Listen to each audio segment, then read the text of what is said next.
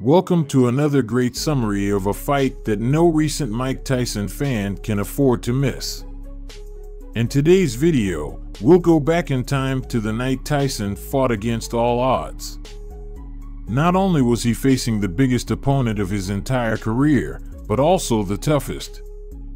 We're talking about the 6-foot Cuban heavyweight, Jose Ribalta, who endured inconceivable damage inflicted by the most ruthless version of Iron Mike the world had ever seen. Before we dive right into it, remember that if you enjoy content both inside and outside the ring, you can subscribe to my channel for more summaries like the one you're about to enjoy.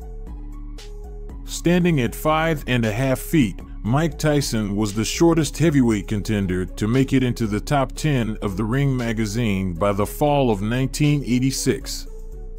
Many boxing fans might recall this era as the New Era, the land of giants.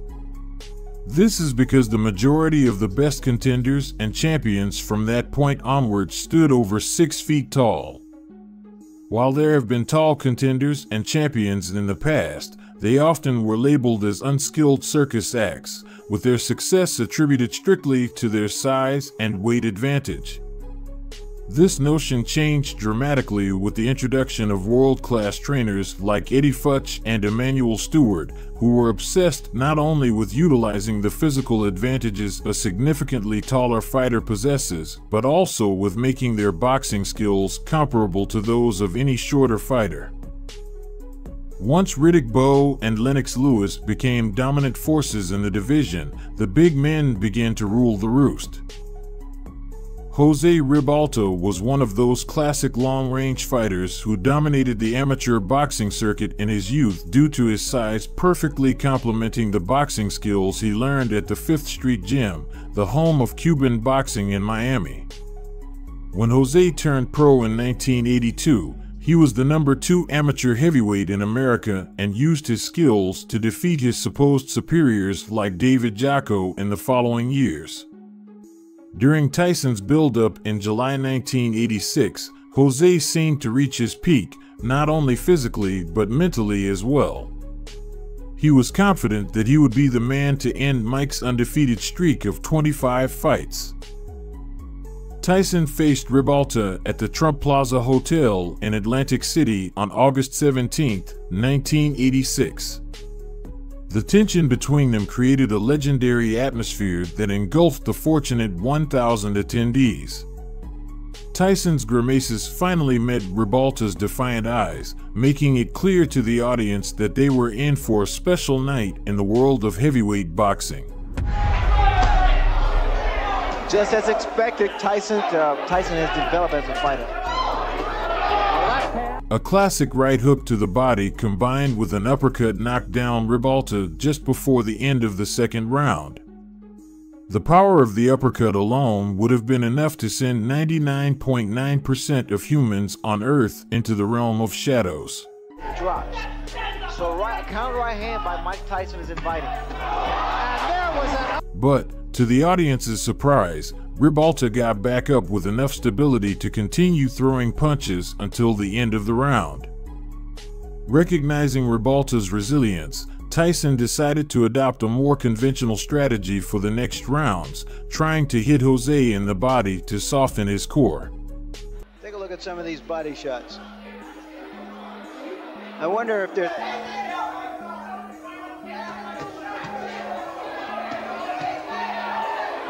getting off the quicker punches there. By the end of the 7th round, it was evident that Tyson was beginning to target higher areas with his attacks, maintaining the same ferocity he had in the first round. He was throwing punches with the speed and power of a man who had barely broken a sweat. Mike would like to, or as Kevin Rooney in his corner would like him to. That was a good left hand.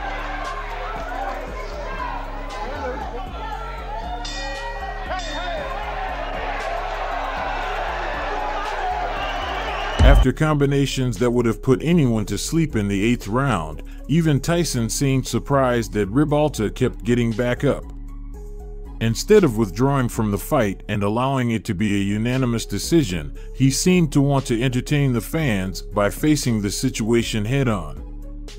It wasn't until the 10th round that a determined Tyson could be seen trying to knock out Ribalta in a way that any boxer or trainer would be proud of.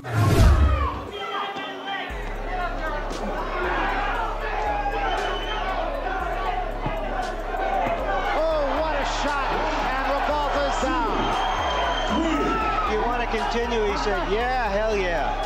That's a fighter.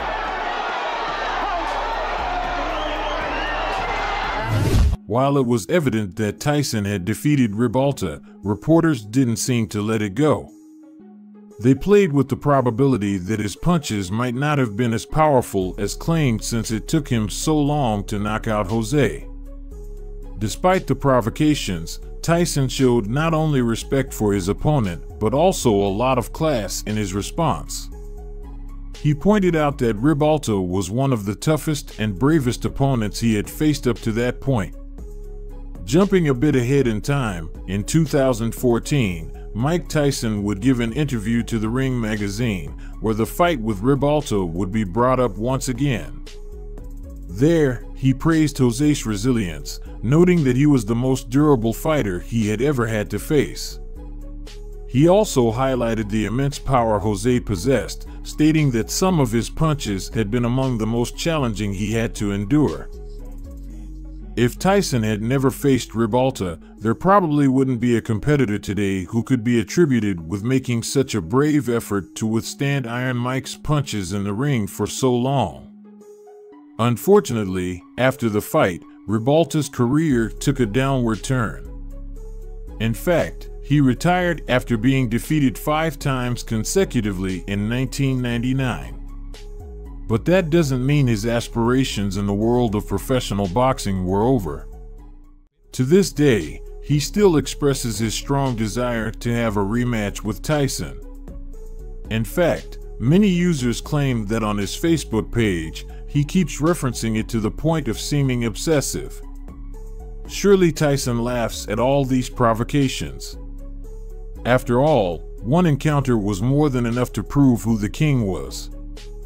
However, with the way boxing is evolving today, we never know who will return to the ring. All we can do is stay tuned and hope that if history repeats itself, it will give us a memorable showdown. After learning about the Ribalta versus Tyson story, do you truly believe that the success of larger boxers can solely be attributed to their height, or does it have to do with their skills? Leave us your opinion in the comments.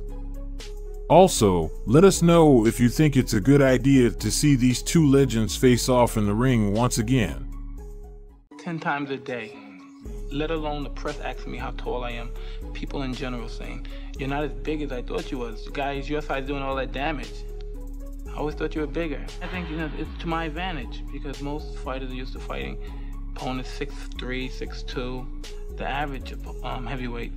And I feel that I use it to my advantage because I move my head, I'm very quick, and I'm low to the ground, and it's very difficult to hit me.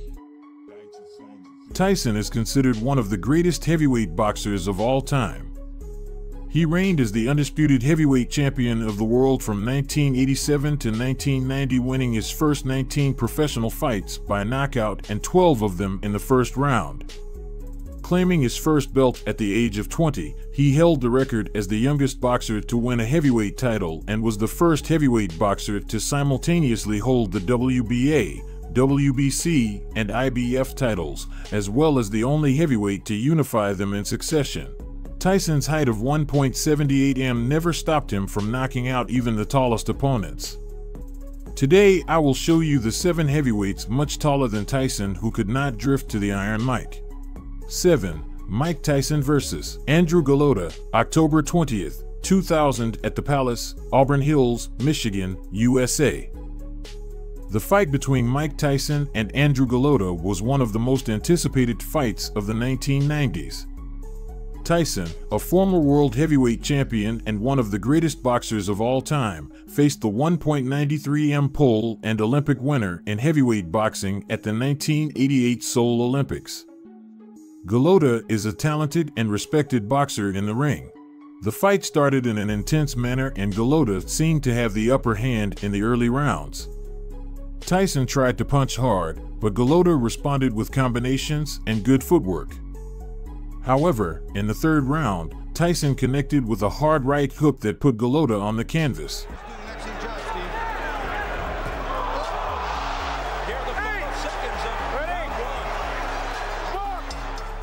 Despite this knockdown, Golota got up and continued to fight bravely.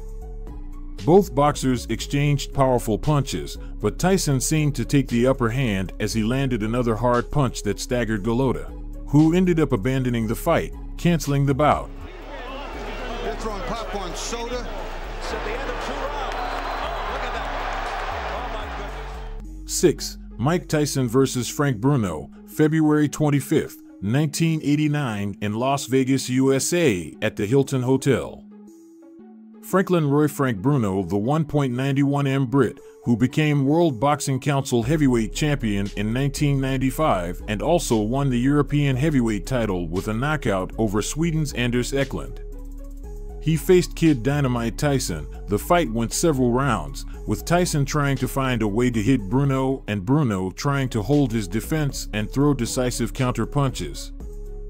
Tyson knocked Bruno down with a strong combination of punches. Bruno recovered and started throwing backwards pretty well and was successful using clinch to not let Tyson get on him, but it didn't matter at all as the Iron Fist finally found his opponent's head in the 5th round. Con dureza Tyson ha aplicado buenas combinaciones con las dos manos, quitado por los golpes que le lanza el campeón. Bueno, una combinación tremenda. Ahora la derecha doblada arriba, nueva derecha, izquierda y Richard Steel británico. Ha sido una reacción visceral, pero una reacción fantástica por parte. 5. Mike Tyson vs. Lou Savarese, June 24, 2000 at Hampden Park in Glasgow, Scotland. The American Lou Savarese, who was not only a boxer but also a mixed martial artist with a height of 196m. At Hampden Park in Glasgow, Scotland, the fight took place and Tyson exploded with impressive speed with a left hook and dropped his opponent in just 15 seconds. Lou looked like a cloth doll falling to the canvas. See, of course, in the sky blue trunks. It's the size. Caused. Oh, there is the first. No, he hasn't. One is up about 4, and he's in big. But Savarese managed to recover quickly, to which Tyson responded with quick and powerful punches, pinning Lou Savarese in the corner. Such was his adrenaline that he didn't even realize that the referee was in the way trying to stop Mike's offensive against Lou Savarese. Even the referee John Foyle was hit and fell to the ground, but got up shouting to Mike Tyson that the fight was over. Eventually they managed to stop the onslaught and the referee declared a win for Mike Tyson by technical knockout. A fight that only lasted 38 seconds. 4. Mike Tyson vs. Jose Ribalta, August 16, 1986 at the Trump Plaza Hotel in Atlantic City, USA. When Tyson was 20 years old and had a record of 25 wins and 23 by knockout, he fought the Cuban Jose Ribalta with his imposing stature of 1.98m. The Cuban had a long list of accomplishments as an amateur where he won the Golden Gloves tournament several times. With only 3 years of active performances, Ribalta was in the top 10 of the WBC rankings and was offered a fight against the young Mike Tyson. They faced each other in the middle of the ring, surprising the audience with a huge size discrepancy. Literally, Mike was at least a head shorter than his opponent. However, it didn't help him deal with the youngster. The Cuban was trying to work with a jab and keep the distance, but Mike's body movement put him under pressure. Right in the second round, the American scored a first knockdown. Mike landed an uppercut and the Cuban was covering his head. This one was hurting his abdomen so hard it forced him to drop his hands.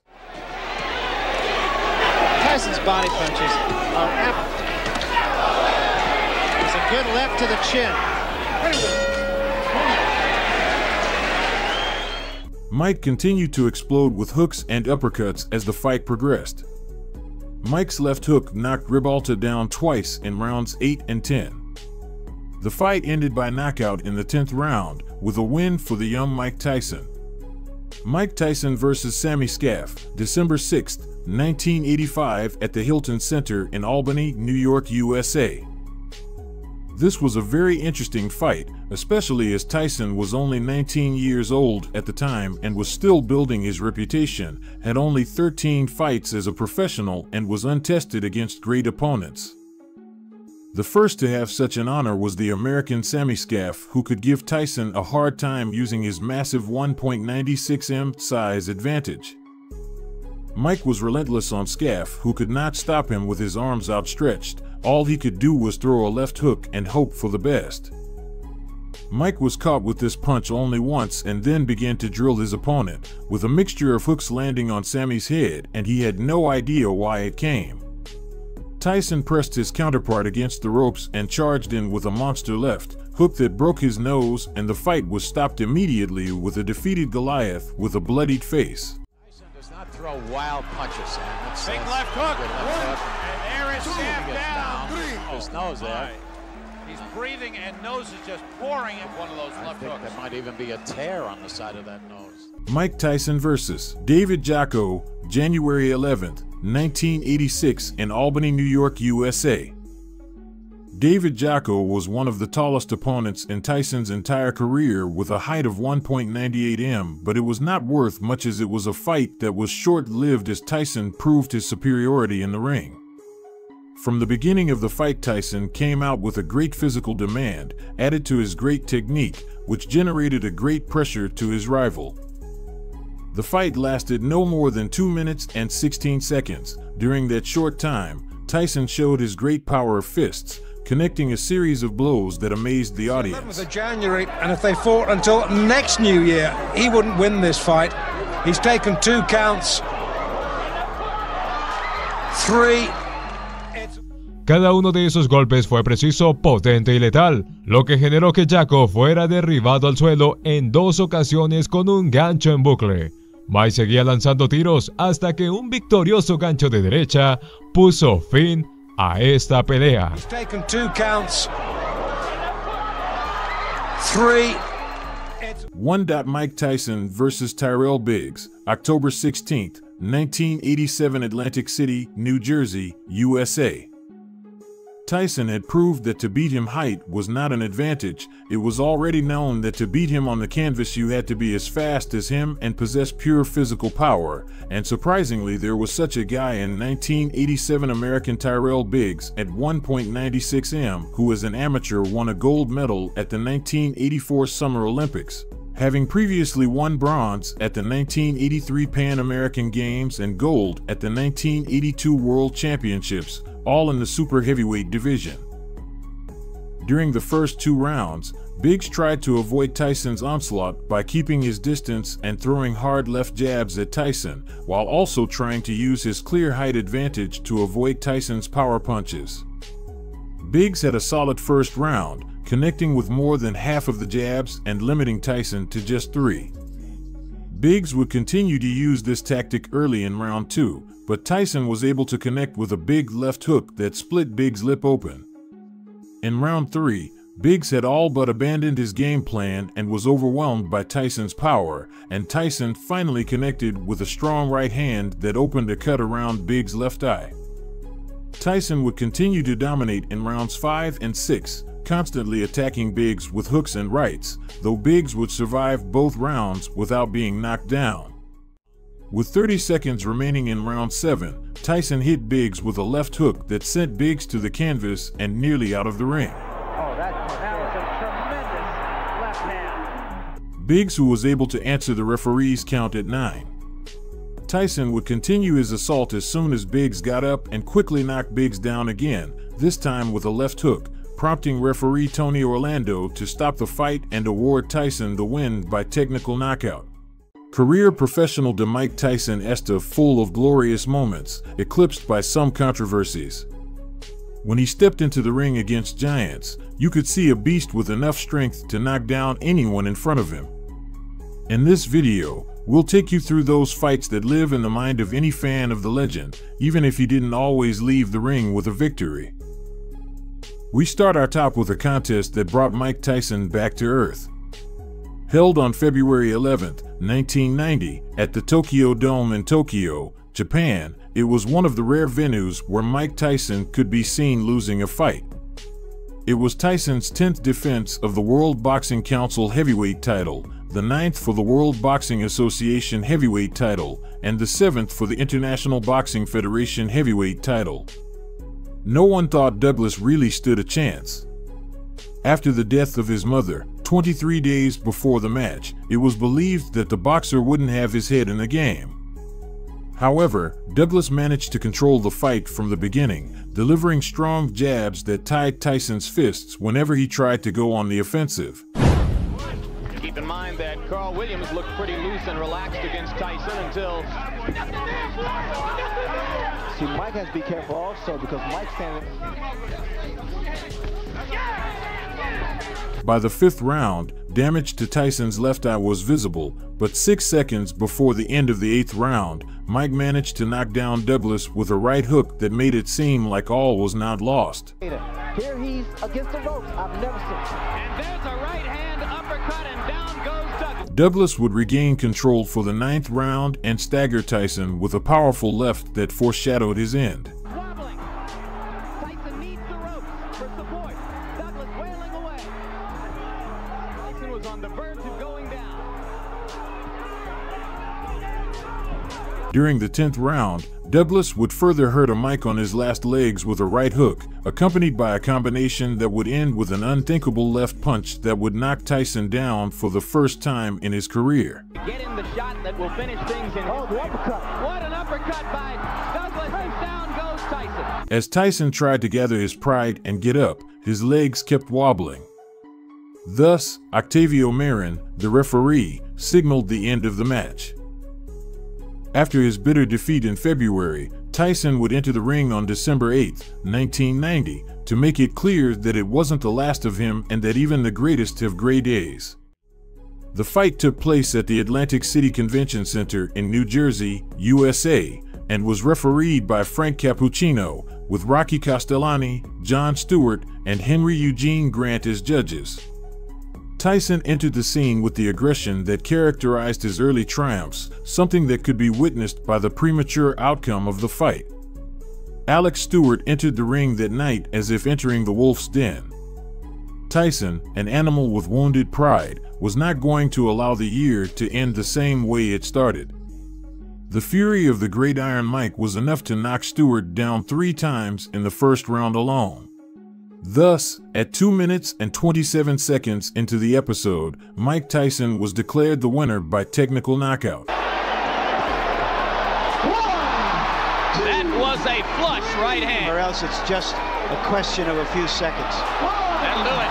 2, 3, 4, 5, 6. But not everything would be joy. Larry Merchant would start a controversy around the fight when he began to criticize it, along with Tyson's involvement, who thought it clever to press HBO to fire Merchant, threatening to leave them. It ended up being Tyson's last fight with HBO, after signing an agreement with Showtime. With the arrival of a new millennium, the glorious days of the Great Iron Mike seemed to be getting closer to their end. Without knowing when to retire, Tyson would arrange a comeback only to receive a harsh reality check. On July 7, 2004, the whole world had its eyes on the Freedom Hall State Fairgrounds in Louisville, Kentucky, USA, for a fight refereed by Dennis Alfred and judged by Dan McClellan, Johnny Monson, and Steve Ryan. The youngest heavyweight champion in history was already 38 years old when, after 14.5 years since the unprecedented defeat against Buster Douglas, after a long period of inactivity, he decided to step into the ring once again. Williams had enough strength to overshadow Tyson with a gigantic right hand at the end of the 4th round that had the power to make a legend stagger to the ropes. Tyson in some difficulty here in round 4. Enter Holyfield and Lennox Lewis, and he's having his way. Firing shots. Big right hand by Daniel. Oh, that one got him. Off the ropes and down to the canvas. The frenzied crowd of 17,273 people watched a stunned Tyson sit on the canvas, leaning against the ropes, bleeding from a cut over his right eye. Tyson seemed to pay no attention to Alfred, who gave him a long safety count to recover, and just waited for it all to end. The confidence Iron Mike had gained 17 months earlier when he defeated Clifford Etienne in 49 seconds vanished after 2 minutes and 51 seconds of the fourth round.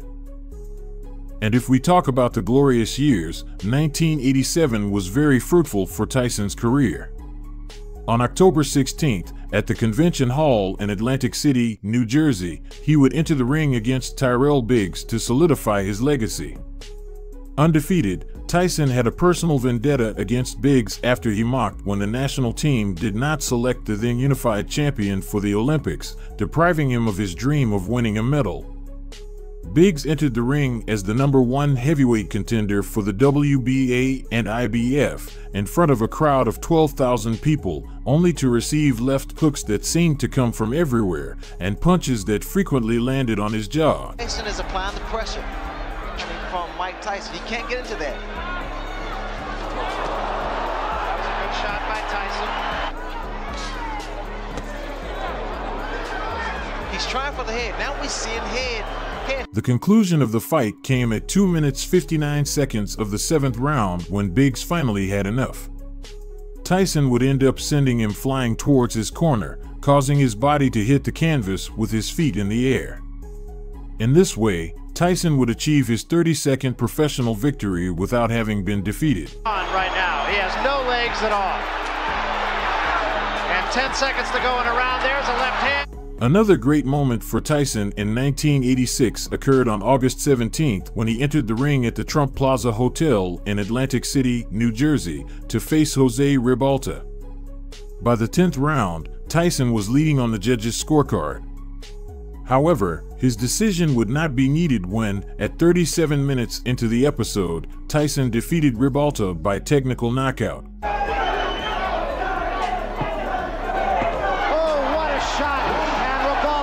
If you've made it this far, we are grateful.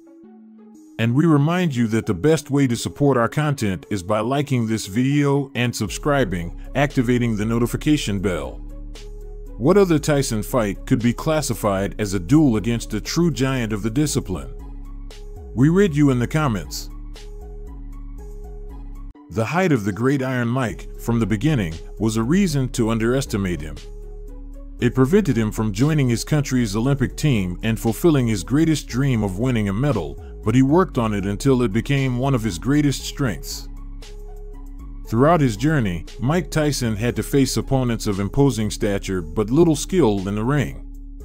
However, none were as arrogant as James Smith.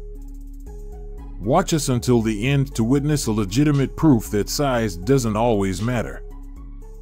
It had been 104 long days since his last fight when Mike Tyson decided to step into the ring against the giant James Smith in 1987.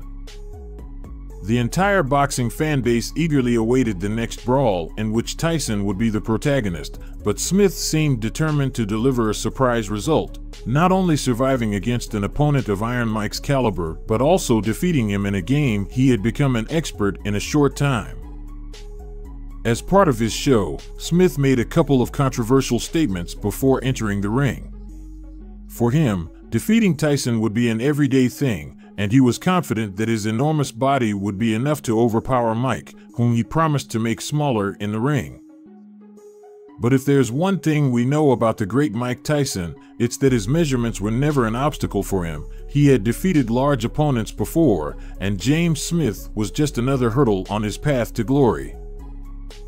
That night, Tyson entered the ring undefeated with a record of 28 wins, with 26 of them by knockout. For everyone, he was the one to beat. Anyone who could tarnish his flawless record would go down in history, and Smith was ready to face the beast to achieve it. James, the arrogant giant, didn't have as clean a record as Tyson.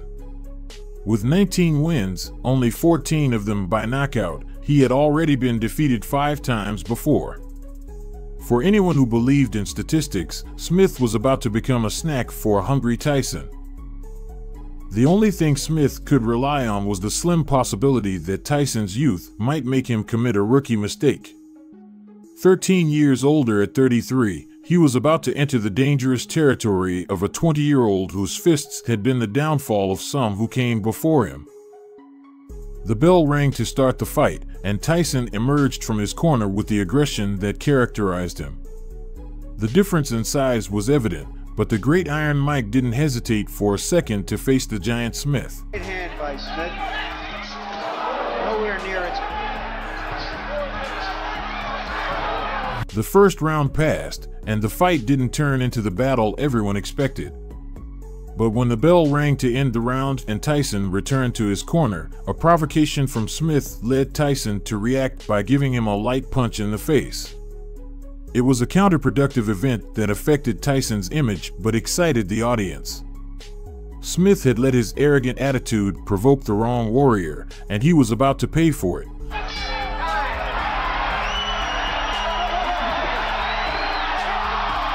Tyson's aggression in the second round was colossal, and Smith had no choice but to rely on all the defensive techniques he knew while waiting for the opportunity to counterattack. Smith for holding Mike Tyson.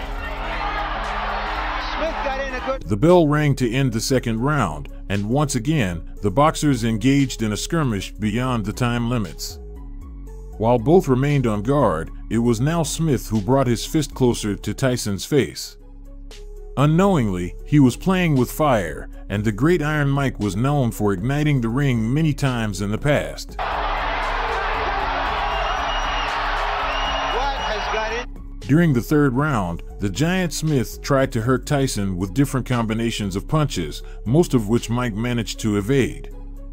It seemed that the match was beginning to stabilize, and the chances of an early knockout were becoming less likely.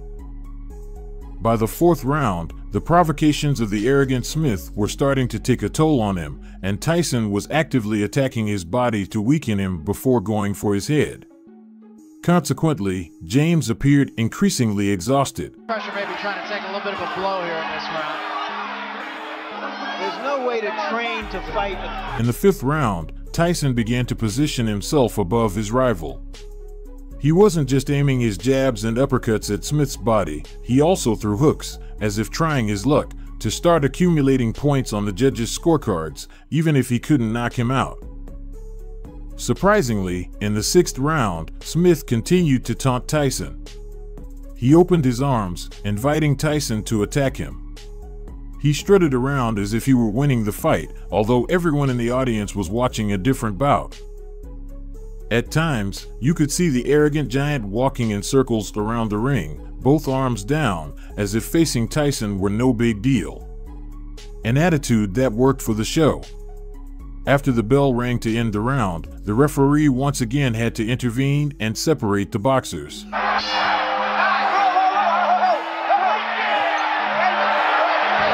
The patience of the Great Iron Mike was running out, and he started the seventh round with a powerful left hook that made the arrogant giant recoil and wobble. Tyson was showing that he wasn't an opponent you entered the ring with for a circus show. However, losing patience in a sport where every move should be calculated puts you at a disadvantage. With almost 30 seconds left in the round, Tyson rushed to throw a right hook that missed, causing him to lose his balance and fall to the canvas. There was a body shot. That was not a punch. That was not a punch. The audience was astonished. No one could believe it. But it wasn't time to lament. Mike got up as quickly as he could, and the fight resumed. Tyson, now more aware of his body, went through the 8th and 9th rounds faithful to his strategy of weakening Smith's body. Eventually, you could see him landing a hook to Smith's head, although they weren't actively sought attacks. The 10th round was the beginning of the end, and without achieving a knockout, it was time for both boxers to focus on the judges' scorecards. The Great Iron Mike dominated the 11th round like a predator clinging to his prey. He knew that Smith's arrogant attitude was all he had going for him, and that he wasn't an opponent with the strength or technique to make use of his physical capabilities to defeat a smaller boxer in size, but with an unbreakable spirit. Tyson became much more strategic, demonstrating why his record remained undefeated, attacking Smith at the right moments to accumulate points on the scorecards that would determine the winner of the contest. The 12th round was the last opportunity for the arrogant giant to prove that he was on par with Tyson. Returning the favor, Mike took the opportunity to lower his guard, lean his torso forward, and stick his tongue out at a James Smith who wasn't quick enough to respond with an attack to the mockery he had received.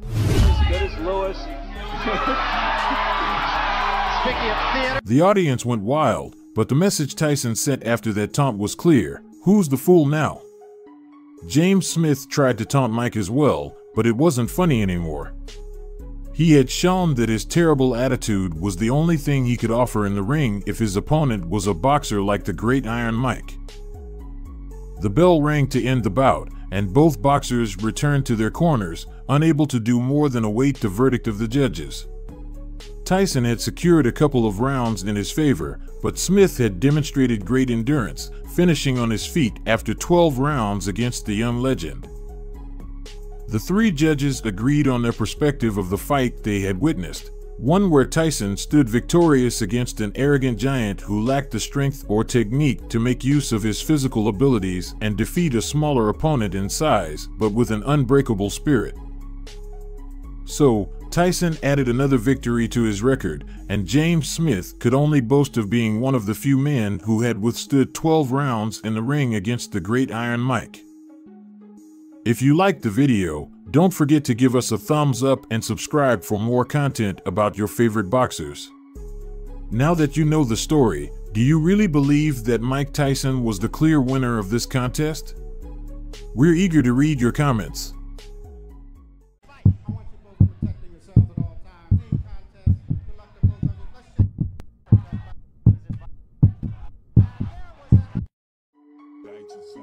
Who would have thought that a fighter with a height of 5 feet 10 inches and hands of 71 inches could become the king of the heavyweights?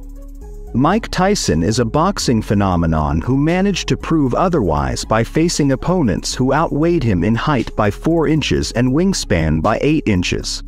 When Mike was in excellent physical condition, there was only one thing to expect: victory. In this video, we'll show you Mike Tyson's fights against true heavyweight giants. Before we start, I invite you to support us by subscribing and activating the little bell. And if you like the video, don't hesitate to leave your like. We begin our review with the fight against the long-armed American, Carl Williams, whose anthropometry compared to Iron Mike was simply staggering, as his height was 6 feet 4 inches, which was 6 inches taller than Mike's, and his reach exceeded Tyson's by 14 inches. With this size advantage, it might have seemed that Williams would have caused Mike a lot of trouble, but that was not the case, and the fight ended in the first round. And here we see the left hook that put Williams down. Williams had so keep that right hand up and pow. There's that left hook. Is not the only man that can knock you out in the heavyweight division with one punch. Gets under that jab and counters with a beautiful left hook. Perfectly timed as Williams. Next to experience Williams's fate was the unbeaten 6'5" Terrell Biggs, who tried to wrest the title of absolute champion from Mike, but ended up being just another boxer who, despite his shocking anthropometry in comparison to Mike, suffered a defeat by a devastating knockout. Oh, that was a tremendous left hand, man. It wasn't even close. And what we've seen has happened so often. The imposing Cuban Jose Ribalta, on August 17, 1986, faced the fearsome Mike Tyson in the ring, and as usual, his 6'5" height and 80-inch hands turned out to be just an ordinary number that Mike didn't mind in the least. In the 10th round, with a lethal series of punches, he destroyed poor Jose. I want you both to stop protecting yourselves at all times. Right on, Tess. Good luck to both of you. Let's shake hands. Okay, don't anybody go. That was an uppercut by Ribalta, and Tyson right back with 2 shots to the body. Funk it. No holding, no holding. Is inviting. And there was an uppercut. What a shot.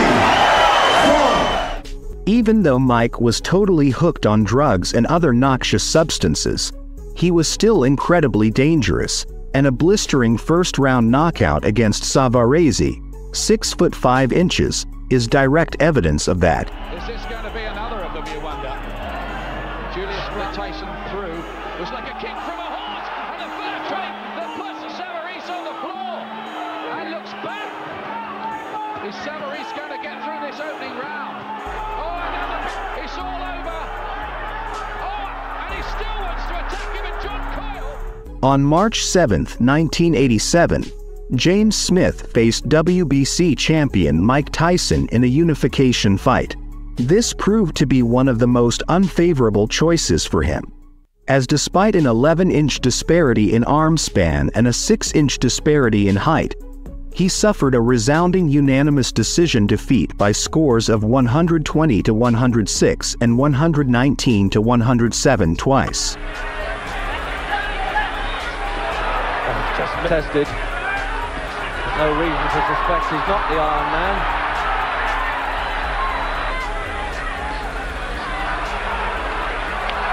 Oh, what a punch up right away he did. I think it's going to go to points anyway. In fact, I'm sure it isn't. Oh, now that right hand got through now. They're shouting up.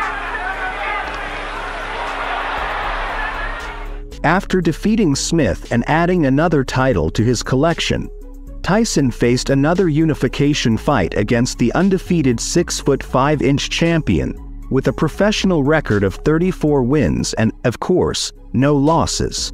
His reach was also impressive, exceeding Mike's by 11 inches. However, this didn't do Tucker much good, as although Tony didn't lose convincingly, the scores of 118-113, 119-111, and 117-112 are also noteworthy. This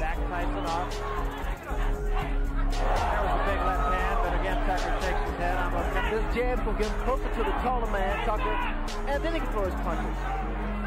Once again, though, now he's not following Tucker. Now he's inside again. The jab will sometimes work Tucker and get him out of there.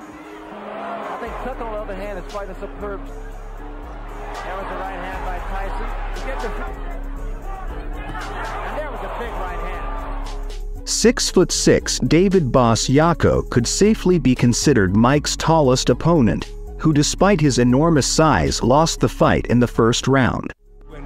Like he's having to face in Albany tonight. Clipped with the right hand, lucky he was going back. Wasn't then, left hand. Tyson's 16th fight of the previous 15, 11 inside a round. Stopped it. Tyson thought he'd won, but at the end surely can't be far. He's taken 2 counts. 3. So much for today's video. Remember to subscribe if you like boxing, and don't forget to turn on the little bell. And if you liked the video, don't hesitate to leave your like. See you next time. Oh, that was a tremendous left hand. Mike Tyson was inviting. And there was an uppercut. What a shot.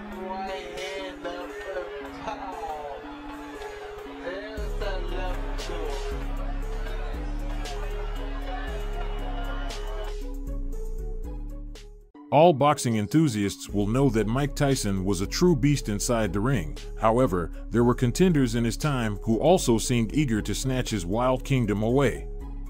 Among them, Bob Sapp stood out, a highly famous fighter, especially in Japan, where he amassed a significant portion of his fortune. He is an expert in mixed martial arts, kickboxing, and professional wrestling. Discover below why the audience wanted a fight between a mixed martial artist and a former boxing champion. We know that our audience is mostly informed about boxing matches and may not know much about Sapp. That's why we will recount a bit of his career. Bob Sapp is a former professional American football player turned mixed martial artist. He is known for his imposing size and strength, earning him the reputation of being one of the most intimidating fighters in the history of this sport. In this essay, we will explore some of Sapp's most memorable fights, analyzing his strengths and weaknesses, and the techniques and strategies he used to overcome his opponents. Bob Sapp's fight against Ernesto Hust is one of the most iconic battles in kickboxing history. Sapp, who was much larger and stronger than Hust, used his size and power to dominate the early rounds. However, Hust, a veteran with excellent technique and experience, refused to give up and began to stage a comeback in the later rounds.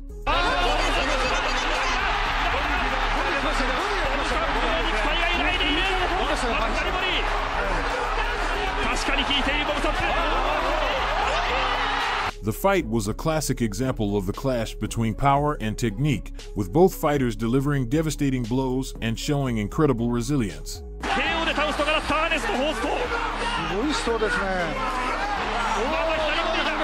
Bob Sapp's fight against Antonio Rodrigo Nogueira was a classic matchup between a striker and a grappler. Sapp, known for his attacking and defending skills against takedowns, faced Nogueira, an expert in grip and submission techniques. The fight was a closely contested affair, with both fighters showcasing their skills and testing each other's capabilities. In the end, Nogueira secured a victory by submission, but Sapp's performance earned him the respect of both fans and fellow fighters.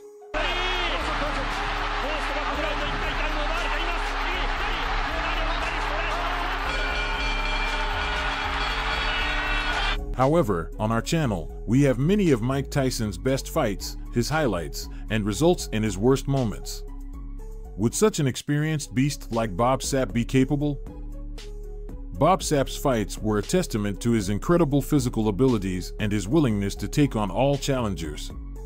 His battles against Hust, Nogueira, and Tamura showcased his strengths and weaknesses and demonstrated the importance of strategy and technique in combat sports.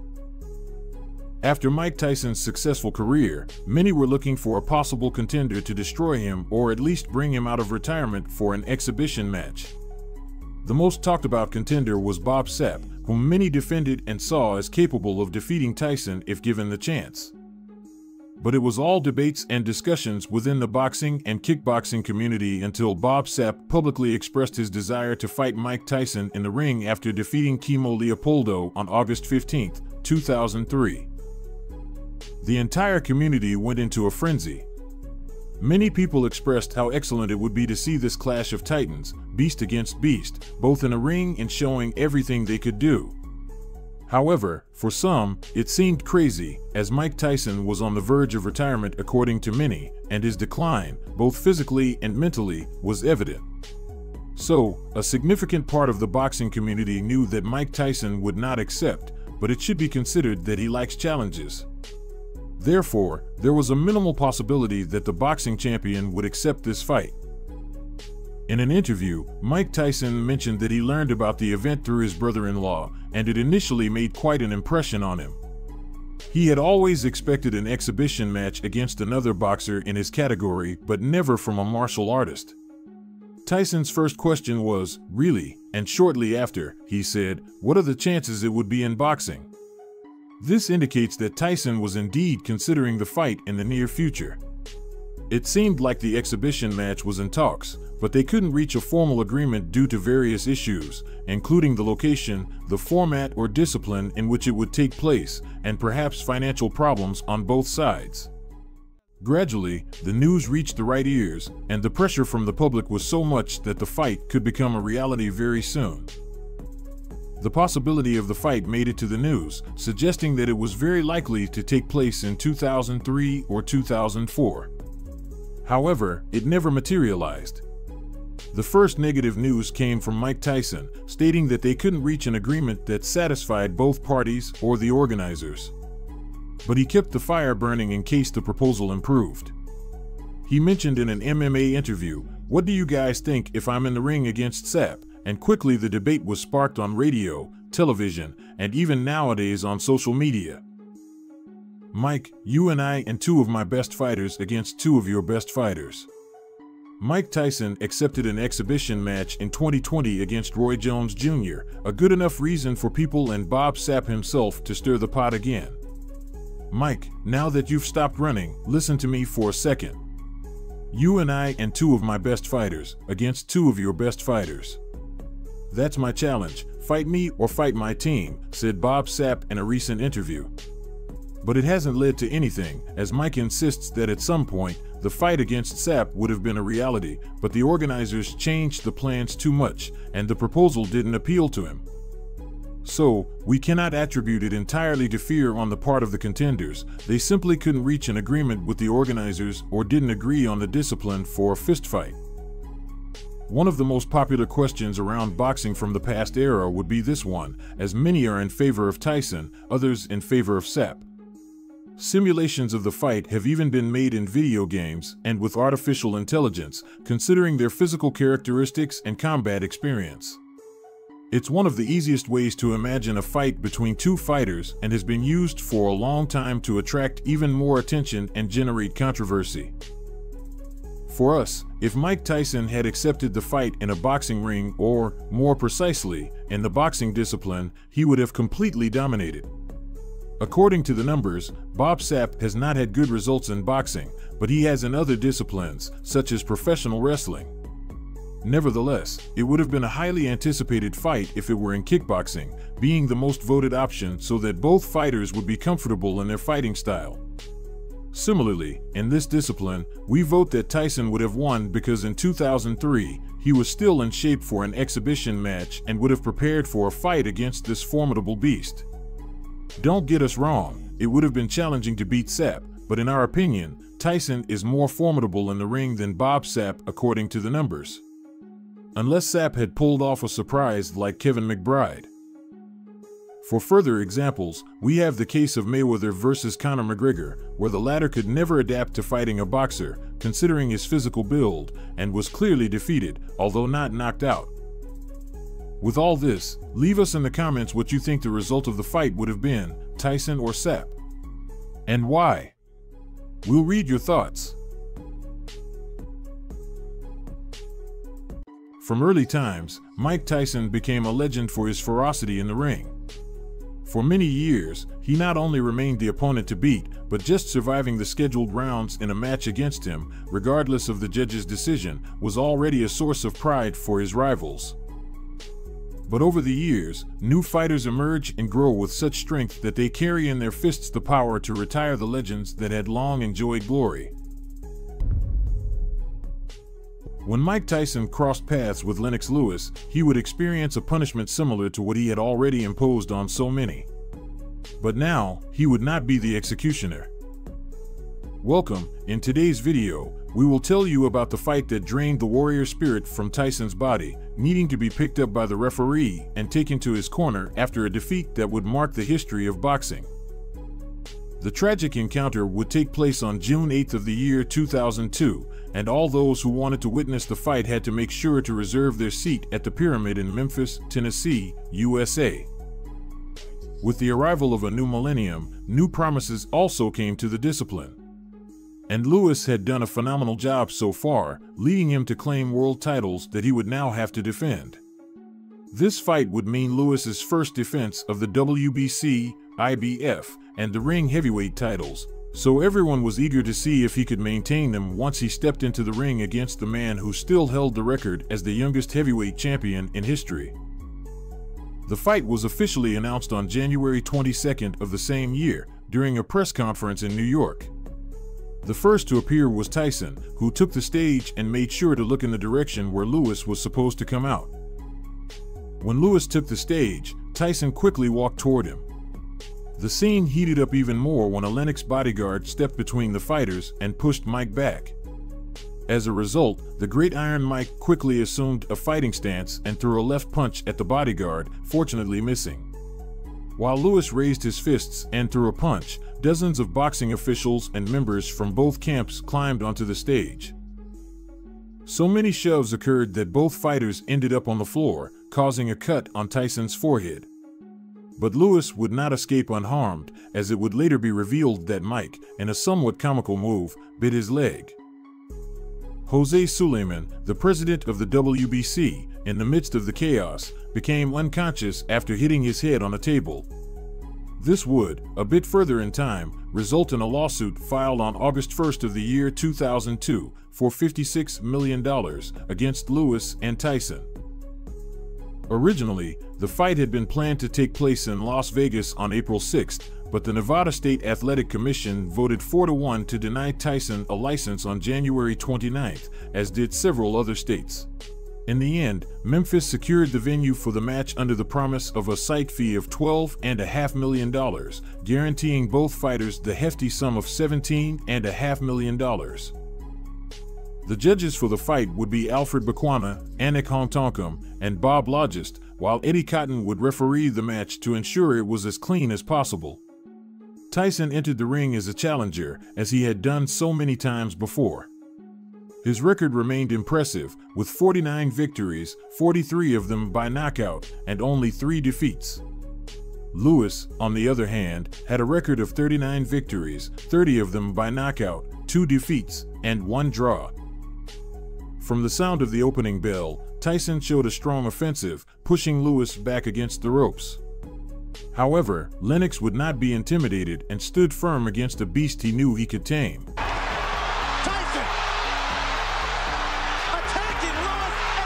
By the end of the first round, Tyson must have realized that his strategy had only worked in that initial advance. After that, he was unable to move the fight from the center of the ring to corner Lewis, as he had done with so many of his victims before, and pressure him until he broke. As soon as he could, Tyson jumped into the second round with the same aggressiveness. Occasionally, he seemed to control the pace of the fight when Lewis used his good foot coordination to move around the ring, trying to dodge his attacks. Yeah, that's not what you want to see. Every now and then, Cotton asked Lennox not to hold Tyson, fueling the illusion among the audience that the Great Iron Mike was figuring out how to defeat such a strong contender. During the third round, with Lennox taking more chances to attack Tyson, it became apparent how Mike was heading towards his body to gain some time. The pace of the fight began to clarify, and with both fighters entering an offensive mode, significant exchanges of blows seemed to have begun. Back in the corner, the wounds on Tyson's face were already foreshadowing the tragic end of this bout. The fourth round began, and Tyson was in trouble. Lewis not only attacked him fervently, but also pushed him when he tried to throw himself at his body to ensure that the punishment he was beginning to impose would not be interrupted. Lennox began landing more punches on Tyson's face and body, and less than 15 seconds from the end of the round, the Great Iron Mike fell backward onto the canvas after a strong right that surprised him as much as the rest of those present. Hurt and slow Tyson is, he is a dangerous puncher. Lewis leads on Tyson, connect with a right hand. For the fifth round, Lewis's confidence had increased. He managed to knock Tyson down and was ready to do it again. Mike, on the other hand, decided to change his fighting style to a solid defense, intending not to leave room for any mistakes that could cause more damage to his ego or face. Kinds of calls from Eddie Cotton. A lot of people are concerned. During the break, the difference in the state of both fighters was abysmal. Lewis was the executioner who seemed calmly waiting for his cue to enter the scene, while Tyson was condemned to a punishment that had already taken its toll, evident in his wounds. During the sixth round, Lewis continued landing punches on Tyson's body, who occasionally threw himself at his opponent to gain some time. Better do something. Lewis, another strong overhead right. It was evident that the world's youngest heavyweight champion was exhausted, but the great Mike Tyson would not give up without giving his last breath. Lewis dominated the seventh episode, making Tyson's worn-out body absorb almost all the attacks he launched. After witnessing the brutal beating, everyone began to wonder how much longer the Great Iron Mike would be able to win against a rival who had managed to surpass him by far. Getting the big time. It's jabs, he pushed him away. He just doesn't have the power now. Clearly the aggressor inside the ring. They entered the eighth round, and Tyson's spirit was already broken. His body stood upright by pure instinct, and Lewis seemed to enjoy every second in the ring against the shell of someone who was once invincible. Lewis unloaded.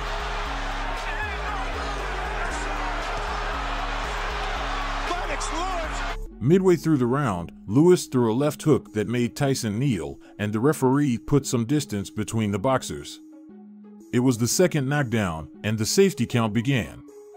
Tyson assured he could continue with the fight, only to be knocked down by a strong right from Lewis less than a minute later. Can't take that from big right hand from Lewis, and Tyson goes down for the third. With a cut above his left eyelid, bleeding nose, and many other wounds on his face, the great Iron Mike was defeated during the 8th round, lying on the canvas. After getting up, it seemed like Mike's warrior soul had left his body. Unable to stand on his own, he needed help from the referee and his entire team to be moved to his corner. This fight does not define the great boxer that Mike Tyson is, but it does show that the years of glory do not last forever, and if you don't want to tarnish your record, it's better to know when to retire. If you've made it this far, we thank you. And we remind you that the best way to support our content is by leaving a like on the video and subscribing by activating the notification bell. We would like to hear your opinion on this match. We read your comments. The strongest puncher, the most expensive heavyweight boxer, and the best in many other aspects are some of the titles attributed to Mike Tyson. Join us on a journey through the best knockouts in Iron Mike's history. It was September 1986 when Tyson stepped into the ring to face Ratliff. This fight was the last before his first championship title match against Trevor Berbick. Tyson quickly deciphered his opponent and showcased the brilliant technique that set him apart during his early years in the professional ring. After a brief pause, you can see Mike dodge by leaning his body to the left and then unleash a powerful left hook that lands on Ratliff's jaw. And when you give Mike Tyson momentum, you ask for problems. Ratliff falls to the ground, kneels on one knee, and waits for the referee to count to 9 before getting back up. It's not until the second round, with Alfonso against the ropes, that Tyson finishes him off. And there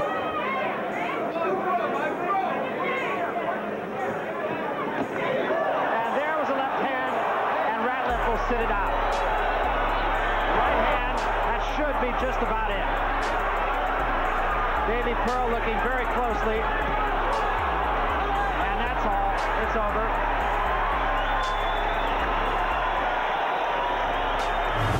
Moving on to November 22nd, 1986, Trevor was the reigning world heavyweight champion. By the end of the first round, Berbick had already missed several hard punches and was on the brink of being knocked out. But he remained standing. Berbick in trouble here.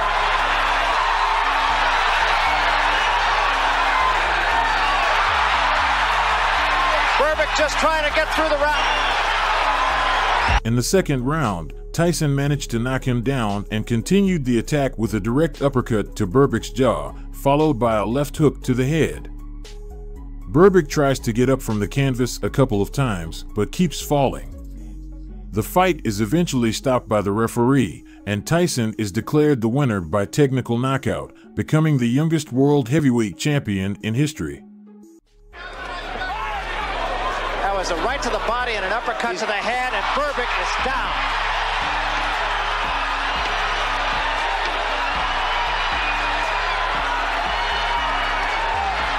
This one is... By May 30th, 1987, for the fight against Pink Lon Thomas, Iron Mike was already famous for his brutal power against opponents, which would be evident in this fight. Pink Lon had only one loss on his record, to Trevor Berbick, who had already been defeated by Tyson. At the beginning, Mike's lateral punches were evident, to which Pink Lon resisted. And one of those punches is going to land. The left hook there. Beautiful. Thomas held on until the 6th round when Tyson unleashed a devastating series of hooks with both hands, ultimately sending him to the canvas. Hand and that staggered Thomas. And a right hand behind it. Thomas in trouble again. And now Tyson moves in for the kill. 2 uppercuts and a left hand. Thomas trying to hold on. Serious trouble. And down he goes. The victory was brutal and absolute. Tyson had hit Thomas with everything he had, regardless of the consequences. The showdown read the posters for the fight between these two undefeated champions. This was perhaps the most significant event in the professional boxing world in 1988. Midway through the first round, Tyson threw a right hook to the chin.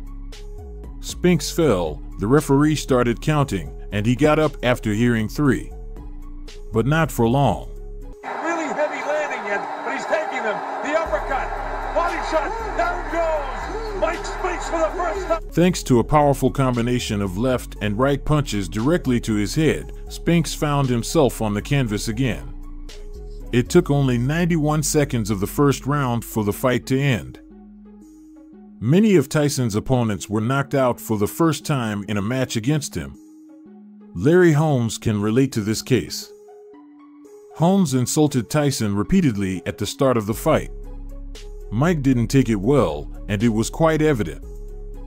During the fight, Iron Mike didn't hesitate to showcase his animal instinct in full display.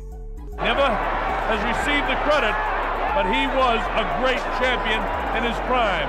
At age 38, you know. The end came in the 4th round when Holmes was knocked down 3 times.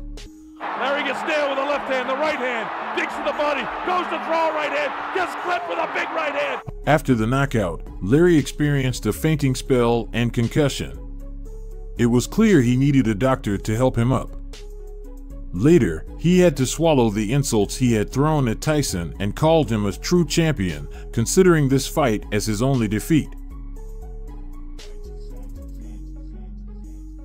The tough road back was the title given to Tyson's fight against Alex Stewart. After suffering a defeat against Buster Douglas, tarnishing his reputation and losing his title, Tyson knew this was his only chance to reclaim both. Only 10 seconds into the fight, he succeeded. Stewart was knocked down with 2 rapid right punches, getting up at the count of 5, only to be knocked down again around the 1.5-minute mark. The third knockdown came from a quick left hook at around 2.5 minutes. This gave Tyson the victory by technical knockout.